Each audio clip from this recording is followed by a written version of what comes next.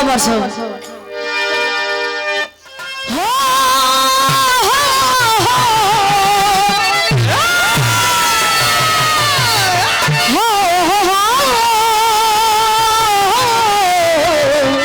सवरिया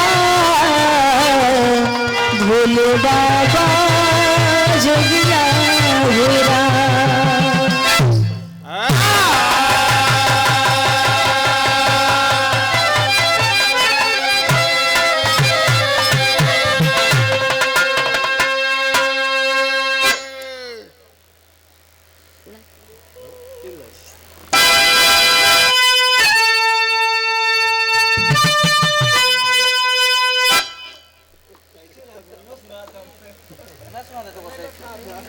बात नहीं बहुत जी हो जा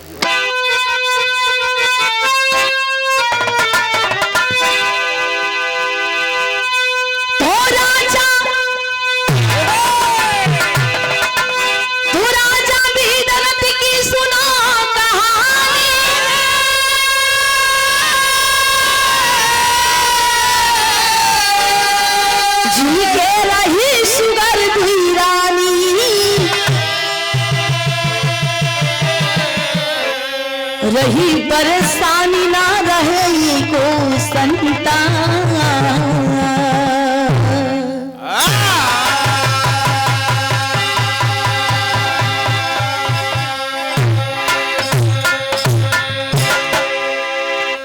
राजा भी दर्द की सुनो कहानी जिनके रही सुघर दुईरानी रही परेशानी ना रही को संतान मगध का राजा राजा भीदरथ कोनो चीज का कमी नहीं बा भैया कमी है क्यों लोलरी के ई ओलरी कोनो चीज की कमी नहीं बा लेकिन कमी एक ही चीज का बा नाटक माल के कमी यहाँ है वो भी लड़ी ये लिए वायरल सोना जानी महल लतारी सब कुछ बा और साथ में दूधू मेहरारू बाटी सब बा लेकिन एक ही चीज की कमी बा एक पुत्र नहीं था कोई पुत्र नहीं था पुत्र के बिना उनका आंगन सुनसान था राजा भी अपने मन में सोचे कि बा ईश्वर हम ऐसा कौन कर्म करे रहे पिछले जन्म में जो आज यह जन्म में हमके देखे की मिलत बा कोई औलाद नहीं मेहरारू दूधू थी दोनों में से एक औलाद पैदा नहीं की राजा भीदरथ बड़ा उदास रहे बड़ा निराश तमाम औलाद के खातिर कहां कहां नहीं भटके पूजा पाठ यज्ञ हवन सब करवा दिए लेकिन सफलता नहीं मिली पुत्र की प्राप्ति नहीं हुई लेकिन एक दिन राजा भीदरथ अपने सिंहासन पे बैठकर सोच रहे हैं कैसे मार सो गजल की भाव कहना है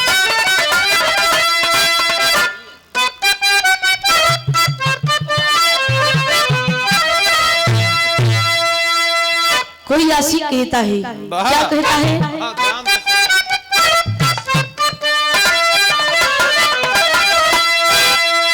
अरे सज कर मेरा जनाजा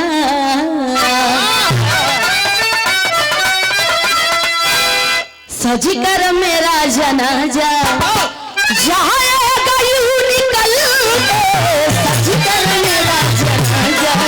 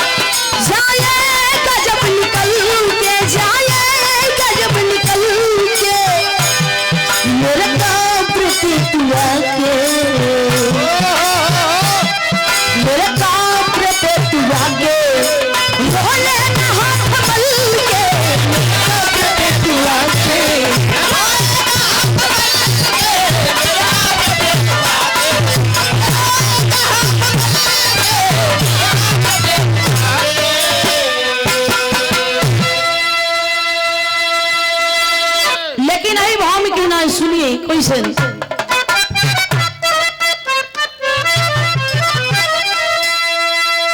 कोई नहीं है वारिस,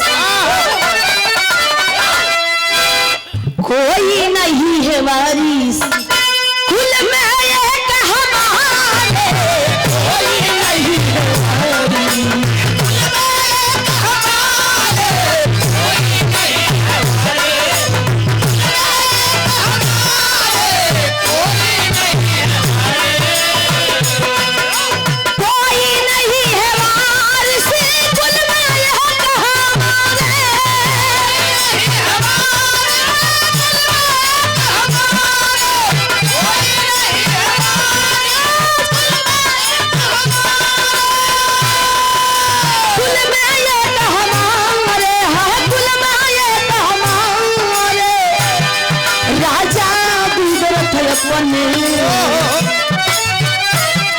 राजा गुदरथ अपने मन में रहे विचारे, राजा गुदरथ अपने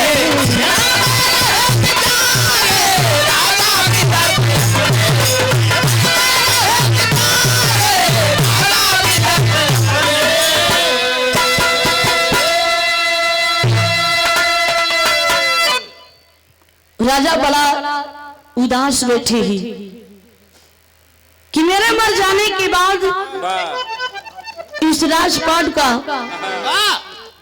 वारिस कौन बनेगा, मालिक कौन रहेगा। लेकिन भैया उस समय राजा विदरथ अपने मन में सोचे कि वाह ईश्वर, हमसे ऐसा कौन परीक्षा लेत हुआ कि आज मैं राजा, मेरी प्रजा सब हमारी सेवा में है, मैं उनकी सेवा में हूँ। लेकिन दुख है कई बात के बाद। लेकिन भैया वो समय राजा विदरथ अपने सिंहासन पे बैठ के बड़ा उदास चेहरा लेके, मायूस चेहरा लेके बैठे हैं, सोच रहे हैं। तो भी वहां पर हुआ क्या, मर सब कहना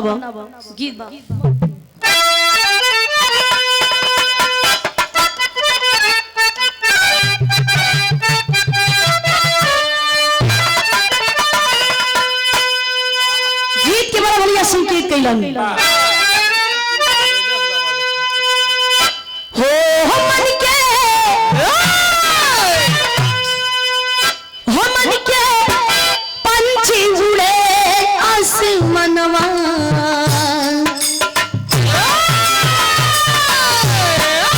मन के पंछी उड़े आसमानवा, बोले जिया पिया पिया हो,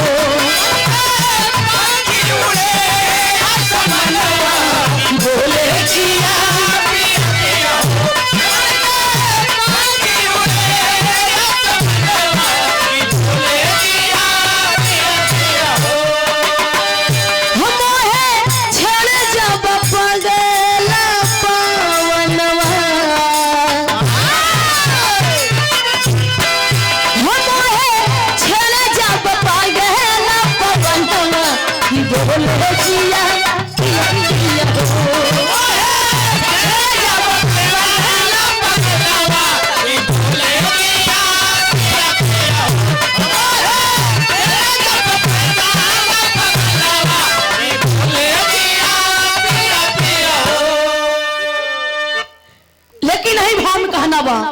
कैसा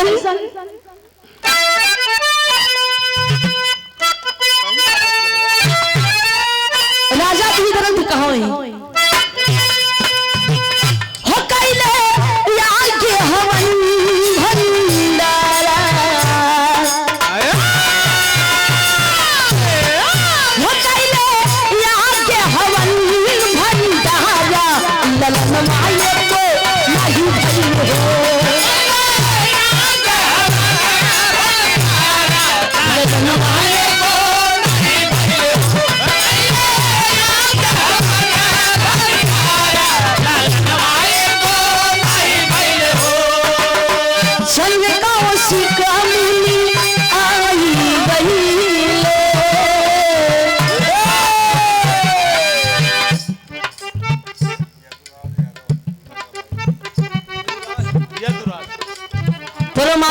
श्रद्धे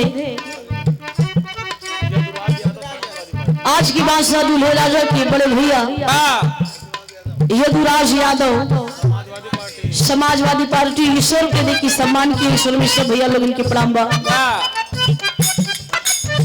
चंद्रकाशी कौनी आई गई ले राजा सिकाहे दिल खाई गई ले।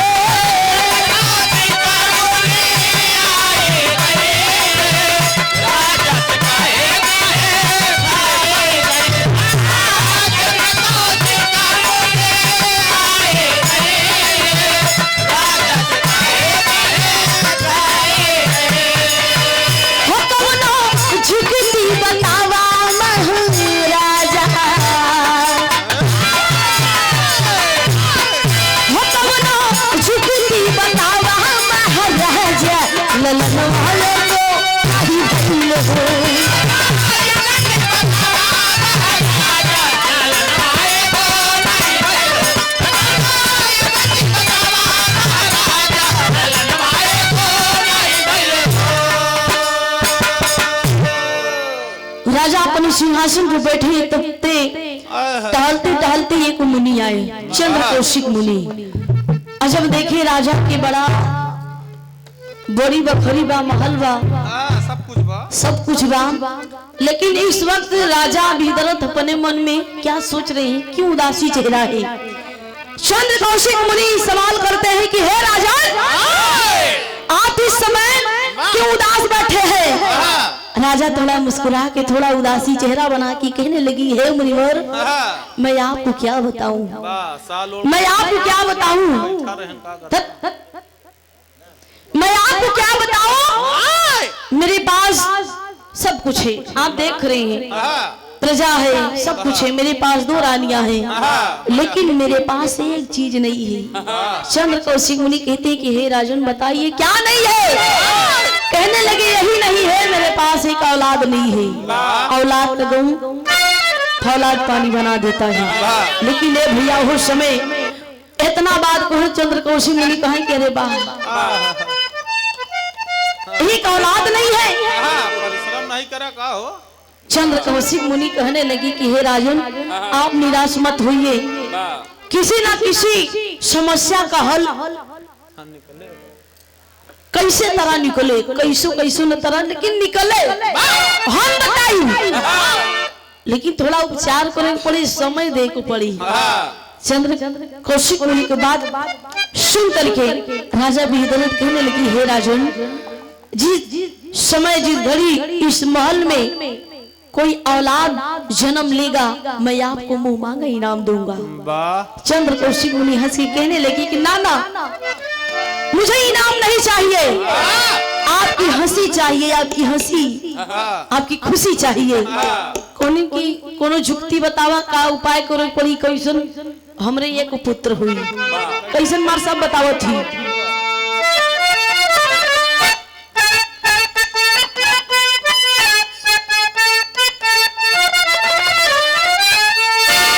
दुल्हन कहा है, क्या कहा है, बोला न चूड़ी हमार तन्हाई अकेला में,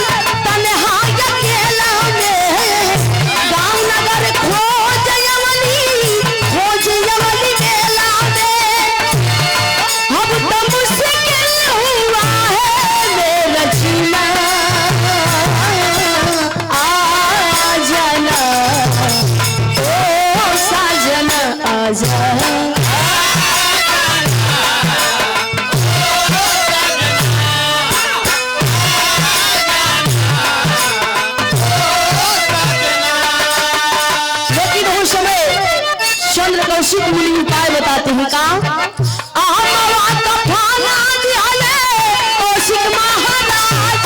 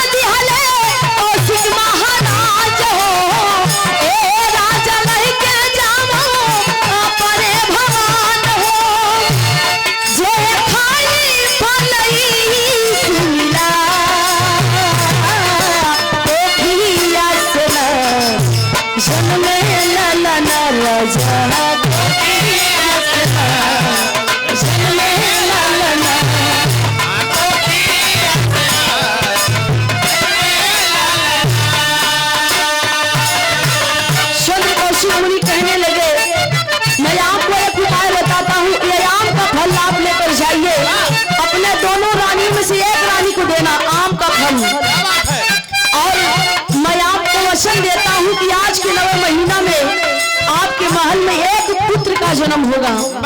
लेकिन ये भैया उस समय आम का फल लेकर चंद्र कौशिक मुनि जो दिए राजा इंद्रदत्त लेकर गए अपने महल में सबसे बड़ी वाली रानी के पास। जब गए तो उनसे एक बात कहे का कहा खाला खाला खालाई हमारी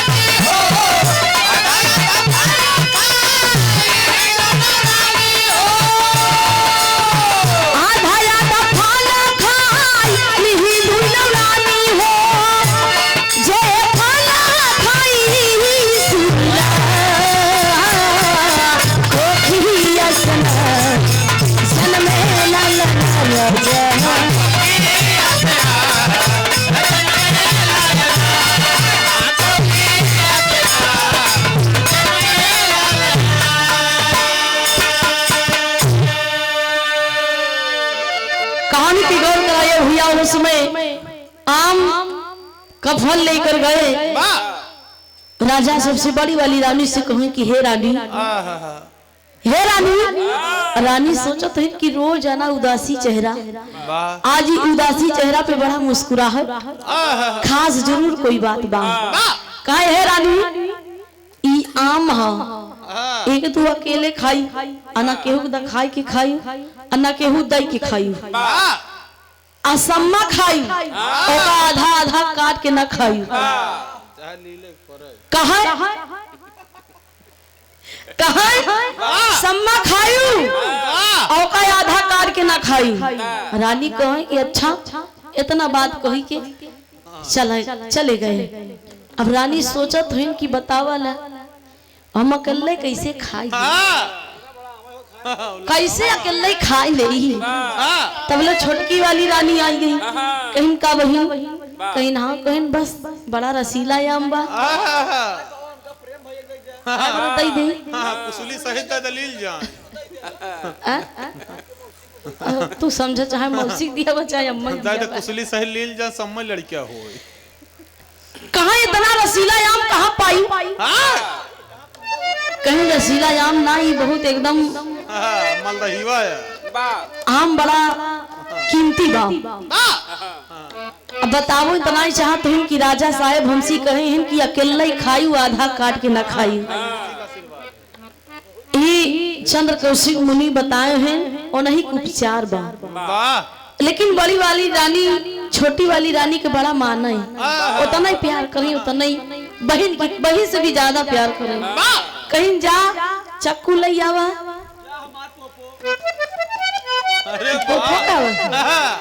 चक्कू लेके आई।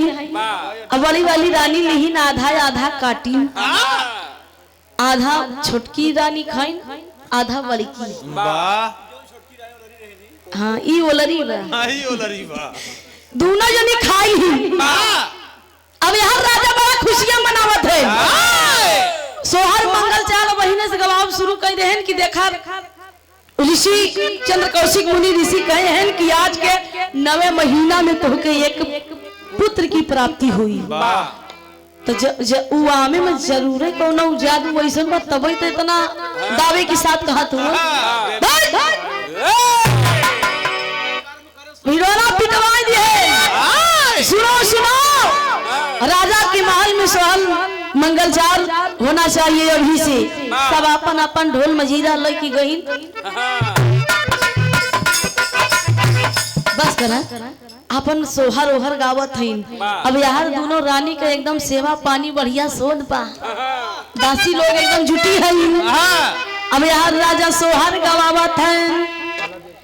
कैसे मार साहब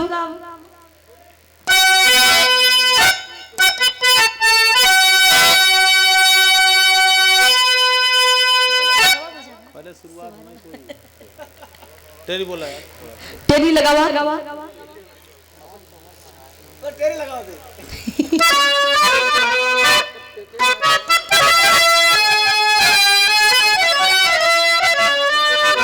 ललनवा आधा आधा जन्मे अरे ललनवा ओ ललनवा आधा आधा जन्मे एकवा बहिना रहले एकवा बावा जनवा हो जनवा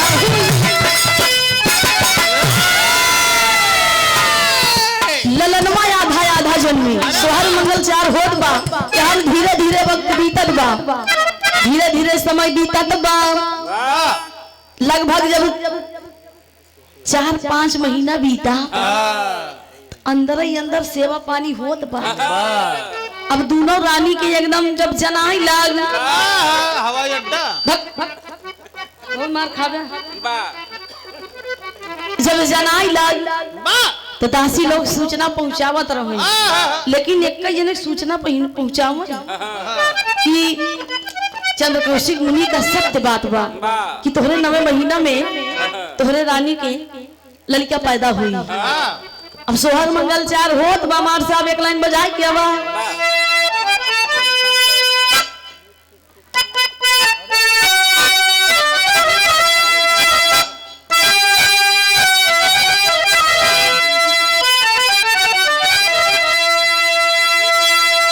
सखी लोगन गावत हैं। पहले से राजा साहब गवावत हैं। खुशी के माहौल में राजा साहब गवावत हैं। हाँ सुना तब धुना तब धुना। खुशी के माहौल में बड़ा दिन बाद ललना हुई तो 4-6 महीना पहले से उनके आंगने में सहनाई बाजत बा। तीर मारा था। हाँ का करबा। हाँ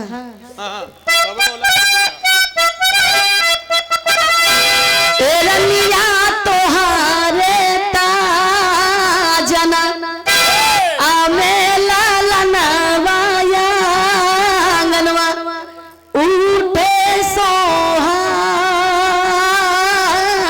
हो।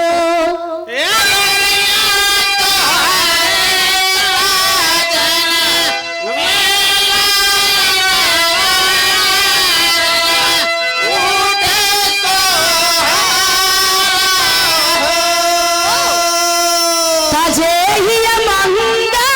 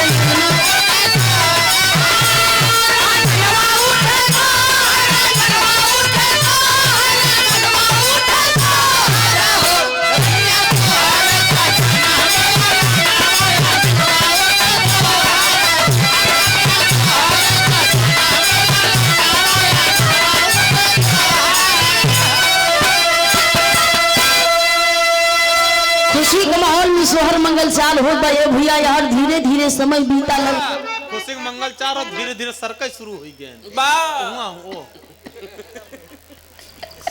सरकई लागन की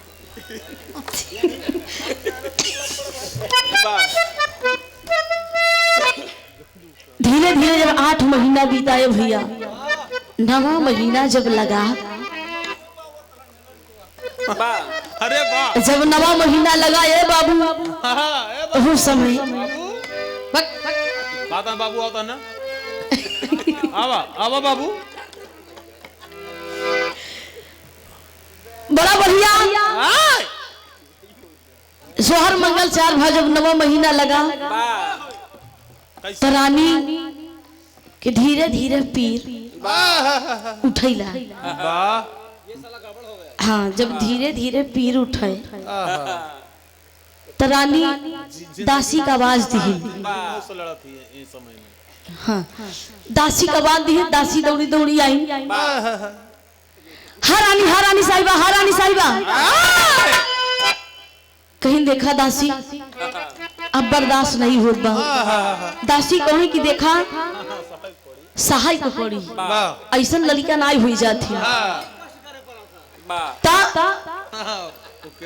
रानी एक जवाब दी थी कहीं भला जे कई पिराई हो जाने दूसर कौनो का जाने सास न जाने न नदियों न जाने जे करे ऊपर भी गई हो जाने दूसर कौनो का जाने हाँ हाँ सारी रात सिटिया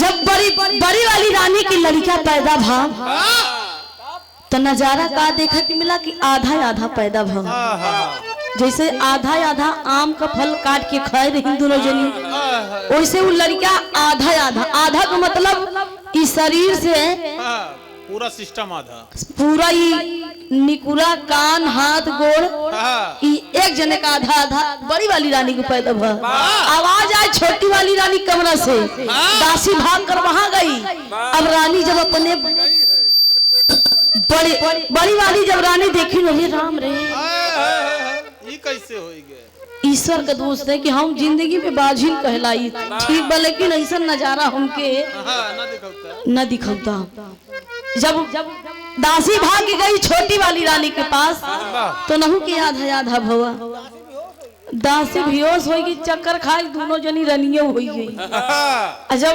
कैसो दासी को होश भाई तो दोनों जनी की जगह छिट्टा मार के पानी कहा रानी देखा मामला तो गड़बड़ हुई गया कहा देखा दासी राजा को पता ना चले चाहिए और राजा का अगर पता चल गया तो जीते जीते मर जाएंगे लेकिन बर्दाश्त नहीं करेंगे जमाना ठूकेगा कि बड़ा दिन के बाद लड़कियां पैदा करे वो आधा लेकिन राजा के पता नहीं बा अपन खुशियां मनावत हैं तबले दोनों रानी आई इकट्ठा भई कहा ये दीदी कहीं का कहे नहीं से तो हम लड़कियां नहीं देखे अपने जीवन अपने जिंदगी में कैसे मार साहब गीत के बड़ा भैया संकेत करत हुवन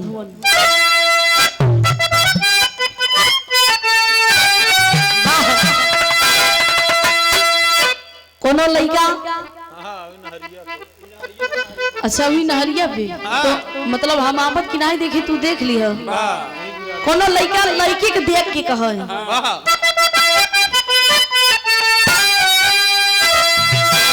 जैसन सोचले रहली जैसन सोचले रहली वैसन धनिया मार बरी सांवर न गोर धनिया मोर बरी सांवर न गोर बरी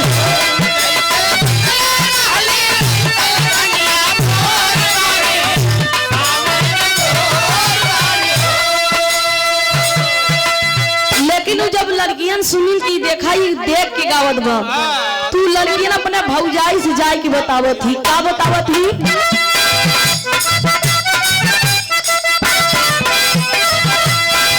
ऐसे ना लड़का देखा पागल दीवाना भैया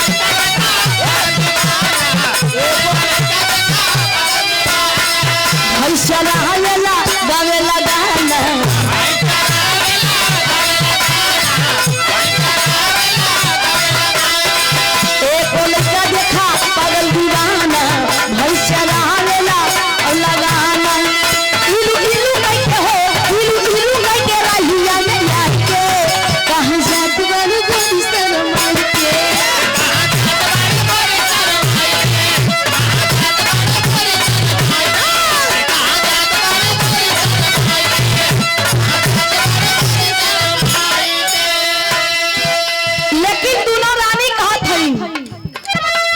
ऐसे ना लड़का देखा ए भगवान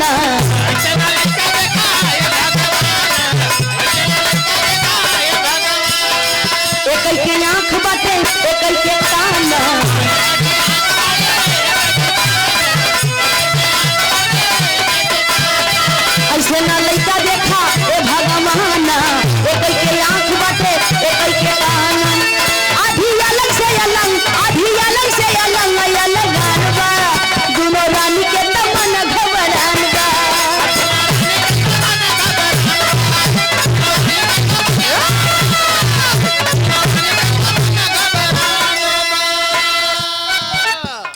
लेकिन भैया आधी अलग से अलग अलगान बा दोनों रानी के तमन घबरान बा दोनों रानी कहीं जिंदगी में ऐसा लड़कियां हम देखबे न भय अब दासी कहा थे देखा दासी जितना तोके मोहर सरफी चाहे तू उतना लैला लेकिन दोनों लड़किया के कपड़ा में लपेट के ले जा जंगल में फेंक आवा रानी कहा इतना बड़ा काम करो तो हम ऐसा तना जाब जोन कुछ रखे रहीन पहने रही ना अपन दई दिन कहे ना ना इतना ना काम चली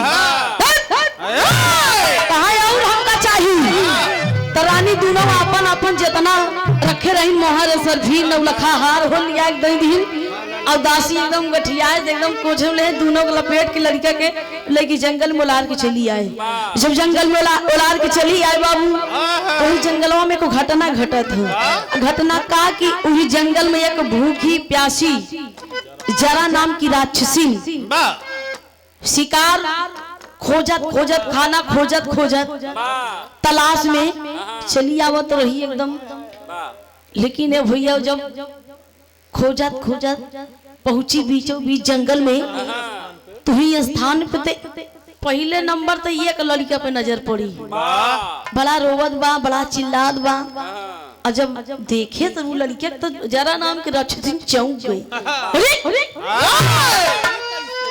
ये कैसा लड़का पहला नंबर तो व्यवस्था हो गया का भोजन बड़ा खुशी हो गई कि हमार अब भूख मिट जाई तबला जब एक ही चां से चिल्लाए एक बार लड़किया हाँ एक ही जब देखी ओलरा बा एक ही ओलरा बा एक ही ओलरा नहीं उनका लोग हम नहीं कहा थे एक ही लड़का ओलरा रहे एक ही जरा नाम की राक्षसी देखते मान एकदम होश उड़ गया रे बाप रे अब सोचत आई कि एक खाई कि एक खाई कि एक खाई खाई दुई ना मिला के खाई दोनों मिलाई के खाई। जरा नाम के राक्षसी चक्कर में एकदम फंस गई कि एक खाई खाई दोनों मिला के खाई। लेकिन भैया वो समय जरा नाम की राक्षसी जब वो लड़का को देखें कि बड़ा मायूस आधा आधा है तो का भो, लेकिन है ने कि जीव ये छोटे से लड़के की इसमें क्या गलती है? इसमें इसकी माता पिता की गलती है। जरा नाम की राक्षसी के अंदर ममता जाग उठी कि इस बच्चे को मैं नहीं खाऊंगी, इस बच्चे को मैं नहीं खाऊंगी, इस बच्चे को मैं से पाल कर बड़ा करूंगी। और समय कैसन मार साहब अलग भाव में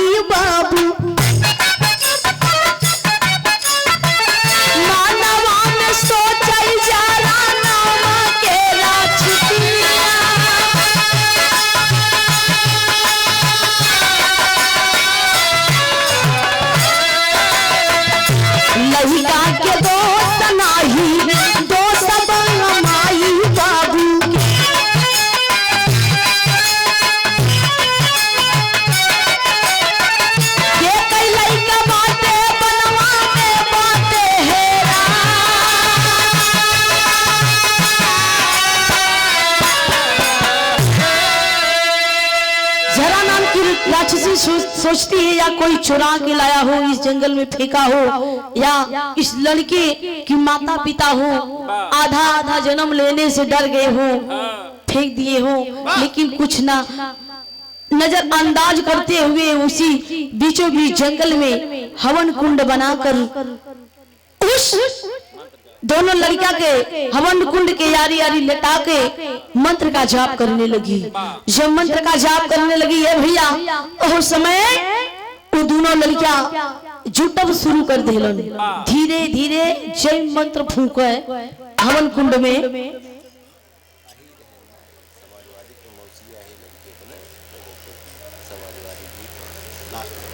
रिकॉर्डिंग में कर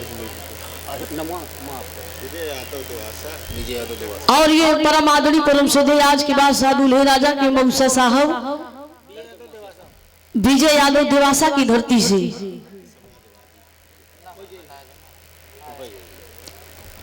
101 रुपए दे के सम्मान की आशीर्वाद की कामना ईश्वर में सब भैया लोगों के प्रणाम बा।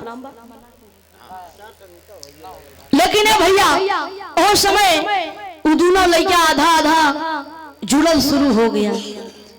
धीरे धीरे सटप सटप सटप सटप दोनों लड़का एक हो गई। तो सम्मा आधा आधा जो जन्म लिए थे जरा नाम की राक्षसी उसको जब जोड़ दी तो एक बन गई। जब एक से भैया उस समय बड़ा बढ़िया से सावन से पाल करके उसे बड़ा करती है। लेकिन वहां राजा अपन तो सोहर मंगल 4 गवावत हैं। जब मालूम चला राजा विहिदरथी की हमारे लड़का जन्म हुआ था वो भी आधा आधा तो शौक में पड़ गई। राजपाट दान करते हुए जोग रमा लेती हमारा सब कहना बा कोई सन।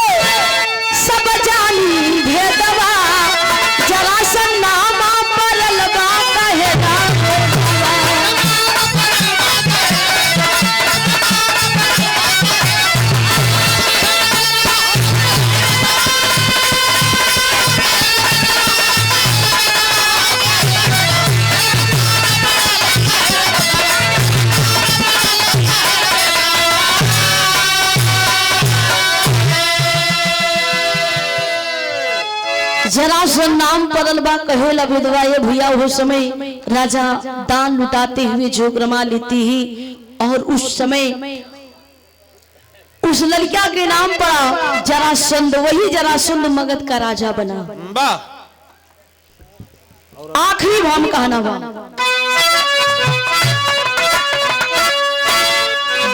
बलहारी पे भले प्रभु की माया राम सिंह बच्चे आने लिखे मात की छाया। अरे लला नमा याद आया जाना में अरे लला नमा लला नमा आधा याद जाना में कहे सोना सुहानी सारद मामा या नमा लला नमा याद जाना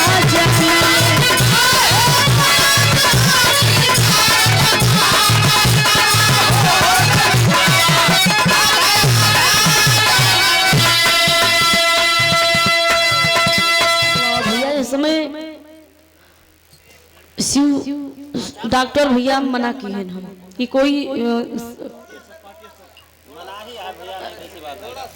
आवाज कहाँ पे पहुंची हारन बना।